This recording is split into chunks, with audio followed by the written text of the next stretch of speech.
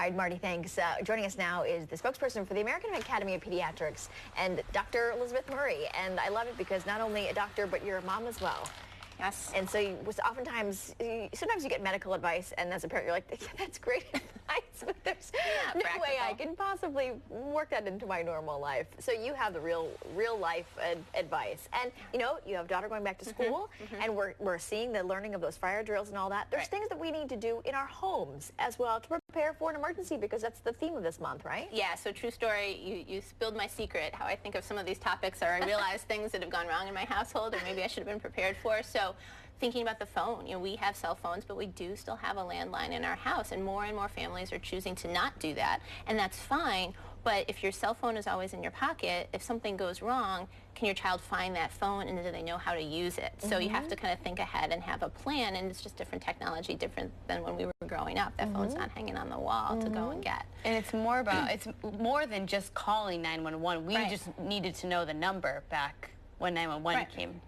So the phones, if you have a lock on your phone, you can still get to 911, but it's not necessarily as obvious as you might think, especially if you're a 4 or 5-year-old. So you really have to take the time and practice. And we really advocate for families having dedicated family time when they're home. So no technology. The technology is on a shelf somewhere. But I think this is another great reminder of come home, everybody put their cell phones on one dedicated counter. So if there is an issue, a child will know where to go to get the phone. It's always going to be there. So turn it up, you'll hear the ringer, you'll hear a text message, but you can focus on family time, but then you also know that there's always a phone where the child knows to get it and will know how to use it. I'm always thinking, like, well, if something happens, I'm going to be the advocate, but what if the emergency happens to me?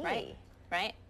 I know, it's a scary thought, but we do hear these good news stories a lot of times of children calling and doing great stuff. So the important things to remember is, yes, they can, and they do need to learn. And when we go back to school and we're all excited about kindergartners starting their first day, it's kind of a reminder of, yeah, these are children that now can learn new skills, and they definitely need to know their address and know their phone number. How many people think about phone numbers anymore because it's programmed into your phone? So actually having that conversation of, this is the number, and practicing it, and same with an address. And don't worry, if you call 911 on a cell phone, our 911 centers and most have the technology to figure out where you are.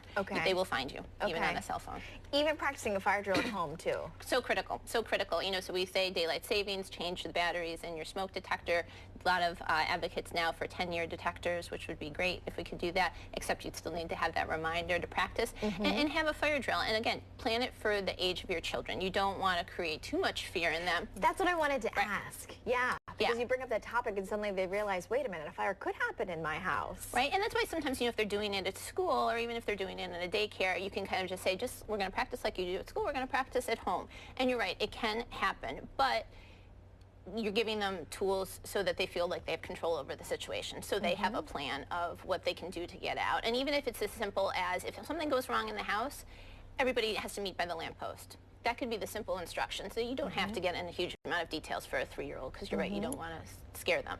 But it's just as simple as that. Having a meeting place is hugely helpful. I'm sorry, I do remember as a kid, my dad actually pushing the alarm and us actually getting out of the house. And I kind of think, as a parent now, maybe it's good for her to hear that noise. Right.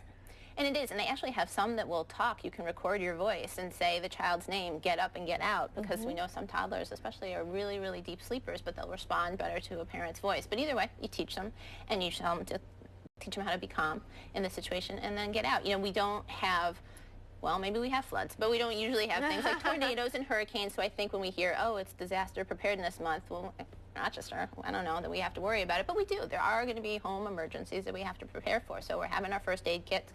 We need to have the medical fact sheets for everybody in our family, whether it's for a babysitter to use, or if something happens when a neighbor's over helping do a house project maybe. So we need to have all those basic simple things ready. So if we even have these mini disasters, we know what to do. My only quick question was, how often should you talk to your kids about these and do these with kids? Is it a twice a year, or do kids need more often? I think for the younger kids especially, you want to kind of work it into conversation when it feels right.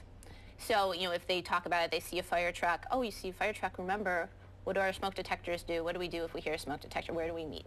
Work it in like that. And then, yes, if you can do an organized event twice a year in conjunction with kids' birthdays and holidays, or changing the detector batteries, that's a great thing to do, too.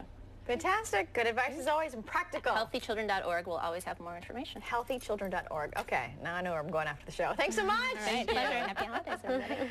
Coming up, that barbecue brisket and the fried pickles, they should be done by now. Fried pickles? Yeah, First fried pickles, yes. Unfortunately not in the studio. We've got to go out to Spencer Port for that. We're going to check in with Hannah right after this.